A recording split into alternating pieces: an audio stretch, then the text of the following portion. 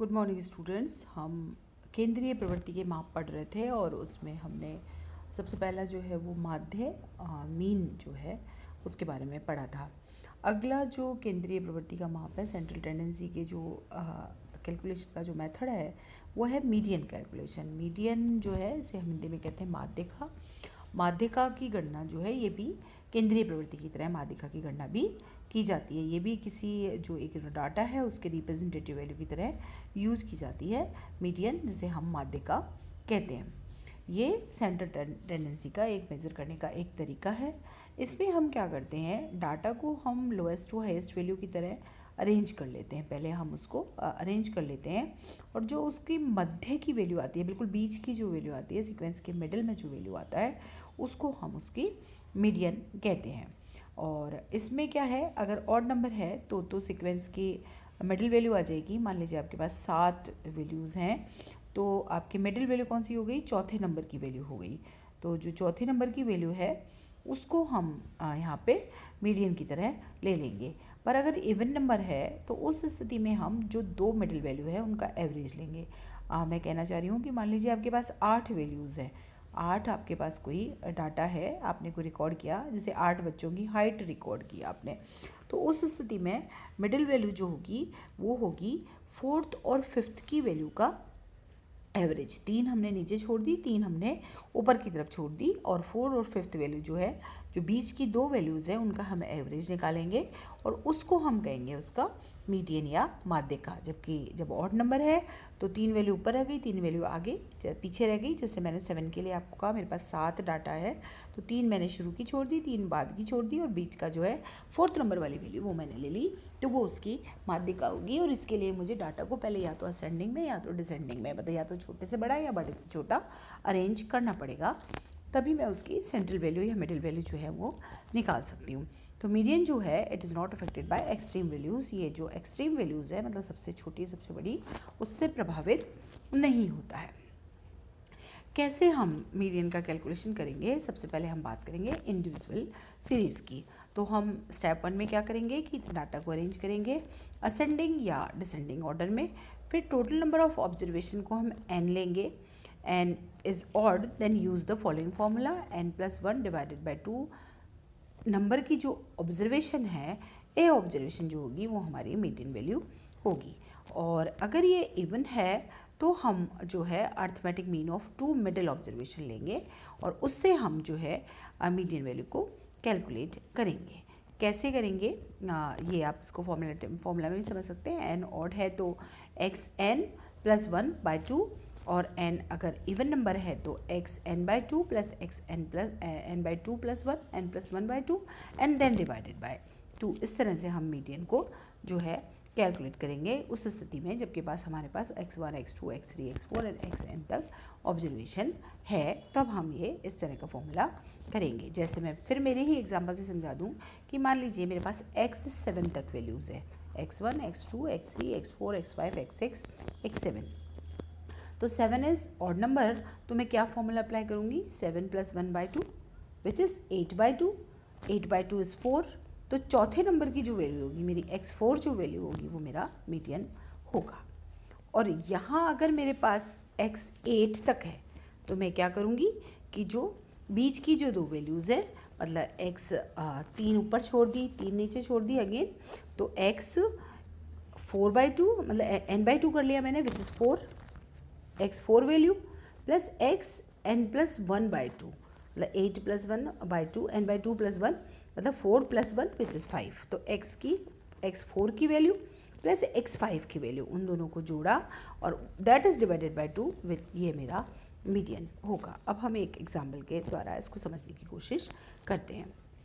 हमारे पास मान लीजिए एक सीरीज़ है जिसमें मेरे पास ये सब वैल्यूज़ हैं 15, 19, 21, 7, 10, 33, 25, 18 और 5। तो सबसे पहले तो मैं क्या करूँगी, इसको असेंडिंग या डिसेंडिंग ऑर्डर में अरेंज करूँगी। तो मैंने इसको असेंडिंग ऑर्डर में अरेंज किया है। 5 सबसे छोटी वैल्यू, देन 7, देन 10, 15, 18, 19, 21, 25 एंड 23। इस तरह से मैंने इस वैल्यू को अरेंज कर लिया है। टोटल मेरे पास कितनी 9 वैल्यूज़ हैं। अब मैंने क्या करा है, 9 क्योंकि ऑड नंबर है मुझे पता है, तो मैं फॉर्मूला अप्लाई कर रही हूँ 9+1/2। तो 9+1 इज़ 10, 10/2 इज़ 5। तो पाँचवें नंबर की जो वैल्यू है वो मेरी मीडियन वैल्यू है। पाँचवें नंबर का जो आइटम है वो मेरी मीडियन वैल्यू है। तो पाँचवें नंबर का कौन सा आइटम है? 5, 7, 10, 15 एंड 18। पाँचवें नंबर पे कौन आ रहा है? 18 आ रहा है। तो 18 इज़ द आंसर। तो इस जो फॉर्मूला, इस एग्जाम्पल में जो आंसर हुआ वो क्या हुआ? That the median is 18 of this series. इस सीरीज़ का जो मीडियन है, माध्यिका है, वो 18 है।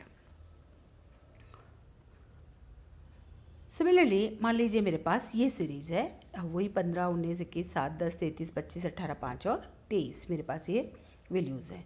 अब मैंने फिर वही किया कि इनको सबको मैंने अरेंज कर लिया असेंडिंग ऑर्डर में, छोटे से बड़े ऑर्डर में मैंने इनको अरेंज कर लिया।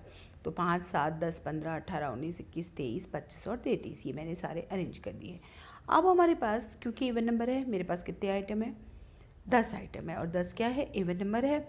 तो मैंने फॉर्मूला अप्लाई किया, दो मिडिल वैल्यूज़ के बीच की जो वैल्यू आएगी वो मेरे को यहाँ पे n+1/2 किया। तो 10 है, तो 10 + 11 इज़ 5.5। 5.5 से क्या मतलब हुआ कि पाँचवीं वैल्यू और छठी वैल्यू उनका जो एवरेज होगा वो होगा मेरा मीडियन। 5.5 से मतलब पाँचवीं वैल्यू और छठी वैल्यू। तो पाँचवीं वैल्यू यहाँ पे मेरे पास है 18 और सिक्स्थ आइटम मेरे पास है यहाँ पे 19। तो मैंने इन दोनों का एवरेज निकाल लिया। That means 18 + 19/2। वो एवरेज मेरे पास क्या आया? 18.5। तो ये वाली जो मेरे पास सीरीज़ है इसका मीडियन वैल्यू क्या आया? इसका आंसर क्या आया? 18.5। तो इस प्रकार से हम इवन और ऑड नंबर अगर हमारे पास डाटा का है तो अकॉर्डिंगली, अगर ऑड नंबर है तो ये इजी हो जाता है, n+1/2 जो भी वैल्यू आ रही है वो वैल्यू आपकी मीडियन वैल्यू हो जाएगी। और अगर ये इवन नंबर है तो भी n+1/2। और क्योंकि हमारे पास पॉइंट्स में आंसर आता है तो जो दो वैल्यूज़ है आसपास वाली उस नंबर की और उसके आगे वाली, उन दोनों वैल्यूज़ का जो एवरेज है उसको हम उस वैल्यू का मीडियन कह देते हैं। जैसे यहाँ पर हमारे पास 18.5 जो है वो मीडियन आया।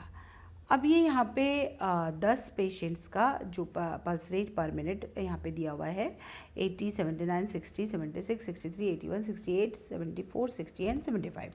तो हमारे पास n क्या है? 10 है। अगेन हमने वही फॉर्मूला अप्लाई किया, 10 + 1/2, 11/2 विच इज़ 5.5। फिर से हमारे पास वही आया 5.5। पहले हमने इसको असेंडिंग ऑर्डर में अरेंज कर लिया। तो सबसे छोटा क्योंकि 60 है, 60 दो बार रिपीट हो रहा है, तो 60, 60, देन 63, 60। हाँ, ये बात आप ध्यान रखिएगा कि आप अरेंजमेंट में ऐसा नहीं है कि डाटा सिमिलर है तो आपने उसको हटा दिया अगर हम इंडिविजुअल सीरीज़ में डील कर रहे हैं तो। क्योंकि अगर हम डिस्क्रीट सीरीज़ में डील कर रहे होते तो हम 60 लिख के उसकी फ्रीक्वेंसी 2 लिख देते, लेकिन यहाँ पर हम पूरा डाटा एज इट इज़ 10 हमारे पास डाटा है तो 10 डाटा यूँ की यूँ लिखेंगे, जो कि मैंने यहाँ पे लिख दिया। तो 60, 60, 63, 68, देन 74, 75, फिर 76, 79, 81 एंड 82। तो अब मेरे पास जो आया पाँचवीं और छठी वैल्यू आई वो आई 70 और 75। फिर मैंने इनका एवरेज निकाल लिया, दैट इज़ 74 + 75/2। तो द आंसर इज़ 74.5। तो यहाँ पे जो ये जो मेरे सामने एग्जाम्पल है या जो सम है उसमें मीडियन क्या है? 74.5। तो आई थिंक इस तरह से आप जो है n+1/2 से मीडियन वैल्यू इंडिविजुअल सीरीज़ में निकाल सकते हैं। तो अब आप ये एक और मैं यहाँ पे आपके सामने एक सम रख रही हूँ, इसमें आपको मीडियन निकालना है। इसमें क्रिकेट में कुछ स्पोर्ट्स इंजरी जो होती है उनका डाटा है आपके सामने, और ये आपके सामने 1, 2, 3, 4, 5, 6, 7, 8, 9, 10, 11, 12 वैल्यूज़ हैं और इसमें आपको मीडियन वैल्यू निकालनी है। ये आप अपने, मैंने पहले भी आपको कहा था कि जो सम्स में बीच बीच में आपको दिए जा रही हूँ उनको आप अपने प्रैक्टिकल रिकॉर्ड में कीजिए, क्योंकि आपके प्रैक्टिकल में भी स्टैटिक्स की एक्सरसाइजेस कोर्स में है। तो आप वहाँ पे इसको एक फाइल में करके रखिए। वेनेवर हम जब आपसे रिकॉर्ड डिमांड करेंगे, मुझे नहीं भेजना आपको, जब भी हम आपसे रिकॉर्ड डिमांड करेंगे उस समय ये क्वेश्चन होके रहना चाहिए। तो आई थिंक इंडिविजुअल सीरीज़ में मीडियन कैसे निकालते हैं उसकी बात हम आज यहाँ पर ख़त्म करते हैं। अगले बार मैं आपको अगले क्लास में डिस्क्रीट सीरीज़ और कंटिन्यूस सीरीज़ में मीडियन निकालना बताऊँगी। Thank you.